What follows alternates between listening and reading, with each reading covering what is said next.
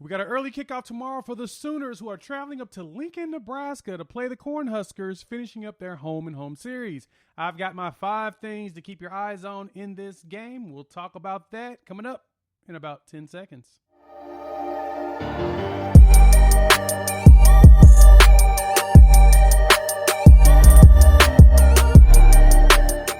What is good, everybody? It's your boy Jay here with Unfair Sports, talking OU football, college football, and sports in general. On this video, we're going to talk about the 5 things I think you all should keep your eyes on when it comes to this Oklahoma versus Nebraska game. Also, if you're part of the community as a subscriber, thank you. Please hit the like and subscribe button if you haven't done it yet, as well as check the community tab. I got a poll on there about potentially doing a name change. I don't know if it's going to happen yet, but I'm coming up with some ideas. So please give me your feedback. I greatly appreciate it. So let's dive into the 5 things I think you all should keep your eyes on when it comes to this Oklahoma-Nebraska game. So I'm pretty excited. This is an old rivalry. And, of course, for people my age, we remember when Nebraska was really good, especially those older. So we're getting to see Nebraska face up against Oklahoma since the Big 12 basically dissolved down to 10 when Nebraska left and went to the Big 10. And there's a lot of nostalgia. There's old videos popping up, people showing their excitement about it. And, Nebraska hasn't been the same since they left. So let's jump right into the 5 things to keep your eyes on for this Oklahoma-Nebraska game. So number 1, offensive line play. Now, we talked about this in the past, that physicality was a key thing that Oklahoma was trying to bring back. And this offensive line hasn't been looking as physical, at least not from jump. It's like it takes a moment for the team to rev up and go. And now they're getting their first road games. This is a real test of adversity in a very hostile stadium that should be pretty packed. It's going to be a lot of red there. The Red Sea will definitely be full. And so because of that, Oklahoma's going to need to come up there with their A game. Wanye Morris, right tackle, who was not playing the first couple of games, will be back, and he should be starting. Because of that, he will be the right tackle. He will be on Dylan Gabriel's blind side, which should excite all of us, because that's kind of one key component you want, is the best blocker to be there in the game. And so we'll have Wanye.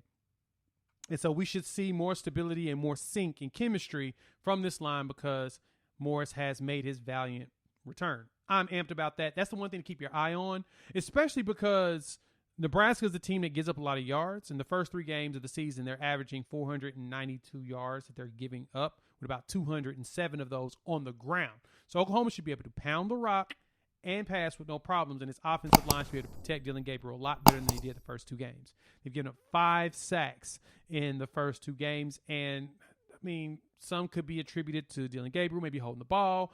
Others is just the blocking wasn't as good as we want it to be. Whatever.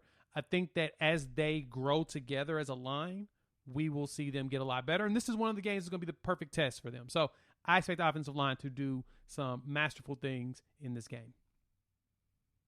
Second thing, the defense stopping the run. Now, the OU defense has a lot of work. So I talked about the offensive line and how Nebraska's only gotten 2 sacks all season, and Oklahoma should prevent them from getting any more. The defense has really got to hone in and stop the defense, and stop the run game, and I expect them to really jump in on it. Anthony Grant, the starting running back for Nebraska, one of the top JUCO transfers that Nebraska got, he's averaging 6.2 yards a game, 6.2 yards per play, with about 142 yards per game over these first 3 games. He be dipping. He can run. He finds his holes, and he gets out there. And Oklahoma's going to have to key in on that. If they can stop Grant from getting 100 yards in this game, that's going to force the quarterback, Casey Thompson, to do more work. And so because of that, I expect Oklahoma to really key in on the run game and try to hold this man under 100 yards. And so we should probably see a lot more passes, a lot more stop plays, but a lot more passes. And that's going to be something very important if Oklahoma wants to win this game. Third thing, expect the playbook to slightly open up. Now, as we spoke about the defense, you can expect for them to probably get a little bit more exotic with the defensive sets, a lot more blitzes, a lot more just setups, all kinds of stuff. I expect them to really go out there and put their foot on the gas. This is a statement game. This is their first road game, first test, and it's a Big Ten team, irregardless of how good or bad they are. This is a statement game. A lot of people are down that Oklahoma could even cover the spread of minus 11. And the fact that people think that Oklahoma can't cover that spread tells me that being that they're being doubted, they need to go out there and dominate. And so one of my commenters in one of the videos I put out, Timothy Hendricks, shout out to you, my man, made a great point. Why show your entire playbook when you can win with just page 1? Makes sense. I'm here for that. That makes sense. Oklahoma in this game is going to want to stomp Nebraska just to make a statement. Now, with that defense opening up, they're going to have to force Casey Thompson to beat them. Now, Casey doesn't really scramble much. He's averaging like 288 yards passing per game. So Nebraska gets their yards. They're averaging about 492 yards. So they're giving up as much yards as they're actually getting per game. And with that, we need to make Casey beat us. And so if they're not running it, they're going to pass it. That means that this OU defense should have the opportunity to really wreak havoc. I mean, we should get more sacks than Homeland. We should be out there getting more turnovers than Panera Bread. There's no excuse for the bakery to not open up in this game, especially with a quarterback like Casey, who's infamous for kind of, throwing some passes when he gets a little worked up. He's got 3 interceptions this season so far, and this is a good chance for Oklahoma to add to that number. Keep him under pressure, make him do what he doesn't want to do. It's a good chance there's a win. So, see the playbook open up, more blitzes, may see a corner blitz here or there, something. Just do whatever you can to keep Casey Thompson busy. The fourth thing to keep your eyes on for this during this Nebraska and Oklahoma game, this will be the Dillon Gabriel Heisman game. I say that because this will be the starting point that he will move up the chains when it comes to being a Heisman candidate. Now, I made a video about that on his odds, and I'm probably going to do that every week to kind of talk about where he's at based upon the performances or whatnot. He's got to put up numbers if he wants to be truly considered, and this is the perfect opportunity. Afternoon game, I think they're really the only game that matters at 11 o'clock Central Time, that is. There is no reason for Dillon Gabriel to not go out there and throw for 300 yards.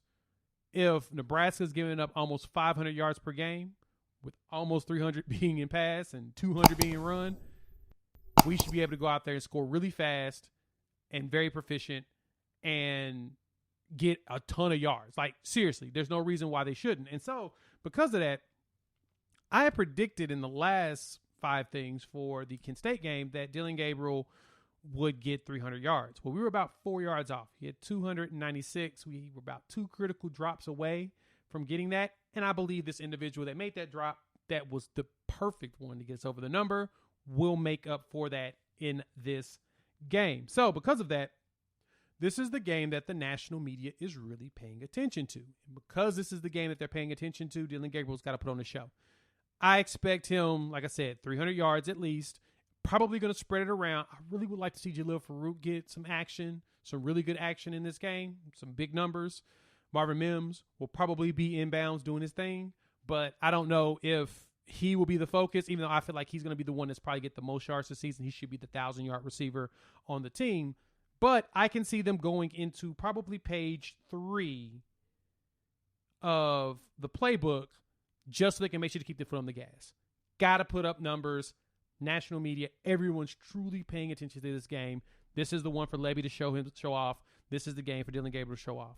As well as with Mickey Joseph being the big topic for Nebraska going all the way into this week, there's a recruit that's going to be at this game. Malachi Coleman, athlete, monster, based in Nebraska. Oklahoma, Nebraska, looks like they're fighting for him.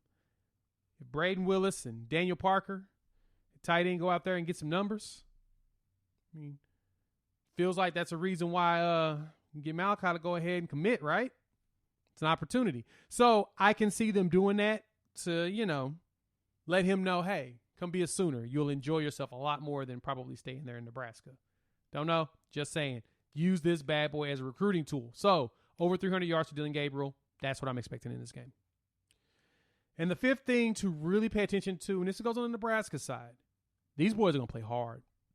They're going to work their butt off, and they're going to try to run through a wall for Mickey Joseph, who is the interim head coach. Now, the big thing with him, he is out here to prove a point and prove that it's not the Nebraska players that's the problem, that it was the coaching. that was the problem. And the players are also out to prove that exact same thing, to say that the last regime, or last head coach that was running things, is the reason why they weren't as successful, the reason why they were underachieving. And now they've got to do that. And they're going to go out there and they're going to truly play hard for this coach. Now, I know some of the players were advocating for him, and they're probably excited that he's the interim coach. I mean, they're talking about how they're tackling in practice and doing all kinds of other stuff. They're not talking about the offensive lineman puking, which still is weird to me that Frost was excited about that, but it's neither here nor there. But these guys are going to work hard for Mickey Joseph. Now, Mickey Joseph is like Scott Frost. He is a former Nebraska guy. He was quarterback there from 88 to 91. So he remembers this rivalry. This game is about pride for him as well, outside of the fact that he's coaching for his job, coaching for the job, potentially. He is a Nebraska guy. So he's played in this rivalry for years. And funny thing is, I did some research on him. He has some ties to Oklahoma. So like in 2004, he was a running back coach at the University of Central Oklahoma, UCO, up in Edmond. I was actually on campus at that time when he was an assistant as a running back coach, which is fascinating. So there's a tie to Oklahoma there. He was also the head coach of the Langston Lions back in 2008 through 2011. So he's got Oklahoma ties, and he's done some really cool stuff for his players back when he went to coach in high school down in Louisiana in the Hurricane Katrina era, which was pretty dope, you know, transporting some kids to Florida. He's got a great backstory. Look that up. I feel bad that I really want them to get blown out this game because I would like to see Mickey Joseph be successful in at least a couple of games. This is just not one of them. I need you to hold this L, my man. And I expect it just because, as I mentioned at the beginning, this is the game that Oklahoma needs to really show that they need to be in the national spotlight. This is the game where the nation's watching, where everybody's going to be watching this game. So don't embarrass us, Sooners. Don't embarrass us. And so my score prediction for this game, I think the Sooners go out there, go past the spread. I'm thinking about 45 points. They hold Nebraska to under 17. There we go. Start out fast, and I really hope that they keep their foot on the gas throughout it. So with that, that's the 5 things to keep your eyes on when it comes to this Nebraska and Oklahoma game. You got the offensive line plays. You get way more physical and way more in sync. The defense is going to focus on Anthony Grant and stop him. The playbook will probably open on both the offense and defensive side. Time to get to at least page 3 and really get out there and take some names, kick some butt. Dylan Gabriel should put up a Heisman-like game to get his name propelled back into the national attention, as well as the Nebraska players are going to play hard, but they should fall. So with that, thank you for tuning in. Please hit the like and the subscribe button and share, because sharing is caring. And with that, we'll watch the game. I'll have a recap, of course, the morning after on Sunday. After I marinate everything, I may jump on some of the instant reaction channels. I'm not sure, but I will definitely let you all know. And with that, chop it up in a few days. Peace.